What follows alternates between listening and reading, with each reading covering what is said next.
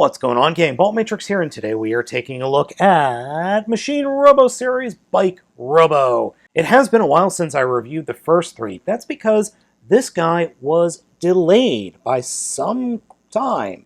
I'm talking like a good 2 months or so. And that's because the makers of the figures had some issues with this guy specifically.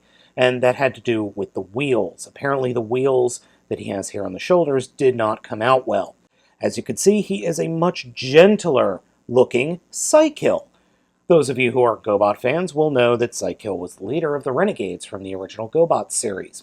My figure does have a little bit of looseness in the legs and in the middle torso, but otherwise the figure is solid and looks very good. I would have loved to have had an option, though, for a different face. Posability in robot mode is pretty darn good, save for the head, which cannot move. Arms are on ball joints, a swivel at the upper arm, bend at the elbow, fists do not move. There is rotation of the wheels that have a tendency to fall off the shoulders very easily. Torso articulation that is much too loose for my taste. Ball joint in the hips, swivel at the thigh, ball joint in the knee, and ball joint at the feet. So you can get some very nice poses. Now the original Psykill did not come with this sweet axe, but this figure comes with a very, very sweet axe. Really dig the axe. He does come with other accessories, including a kickstand in bike mode and handlebars. You should be able to store the handlebars somewhere on the robot mode, but I haven't figured out a good place for them. I'm just not that creative. He also comes with the stand, which is much wobblier than the other stands for some reason. And his connector port is different, even though it does cover his crotch. There's this little piece in the front that slides up into the back of his front skirt, like that, or front armor skirt, like so. Like Robo's conversion into vehicle mode starts with popping the wheels off of the shoulders. The wheels, though, are rubber. Greatly appreciate that. Continuing with the transformation, we're first going to grab the head and pull it up and away from the body, sliding the back up a little bit.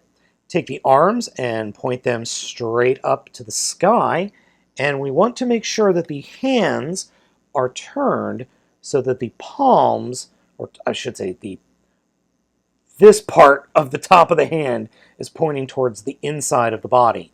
Then fold the arms in like so, and then we can attach the front wheel.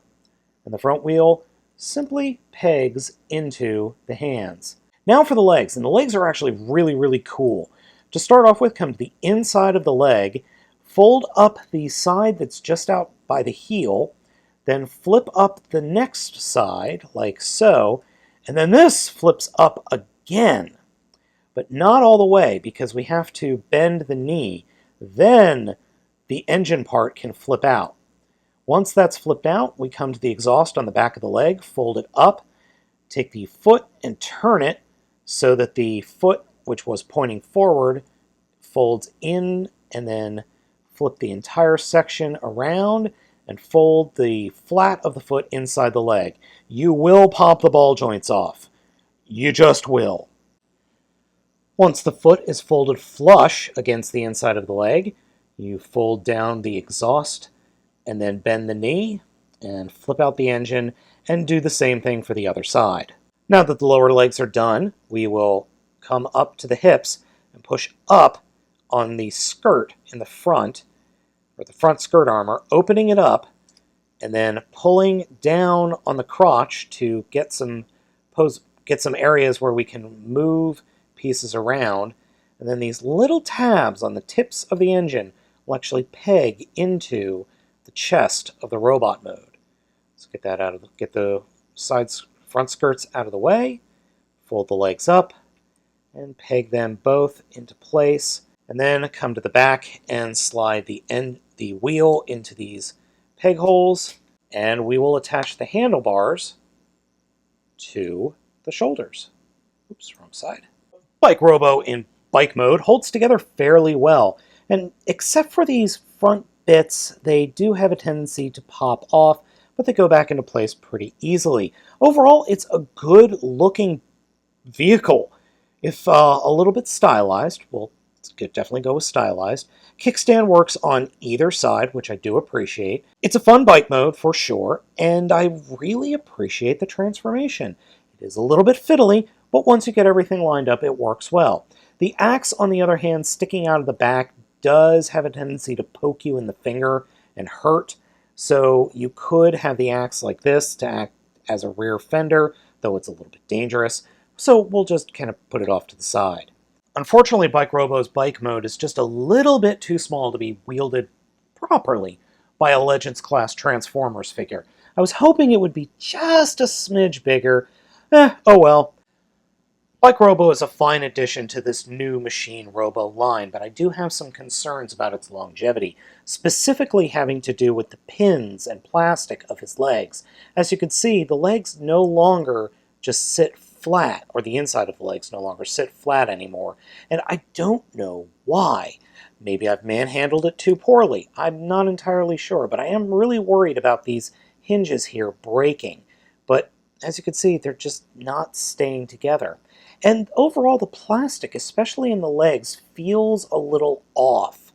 And it's hard to describe that, and I know a lot of folks out there hate the term, oh, the plastic doesn't feel good, but it doesn't. It feels exceptionally fragile, but I still like the figure.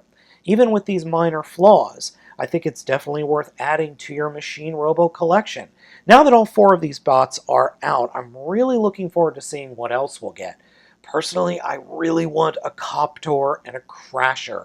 I know Turbo is coming. No idea if Scooter's on the way, though. Maybe we'll get a Smallfoot. Anyway, guys, I hope you've enjoyed this video review of Machine Robo, Bike Robo. As always, I'm Baltmatrix. SK to like, comment, and subscribe, and I will catch you next time.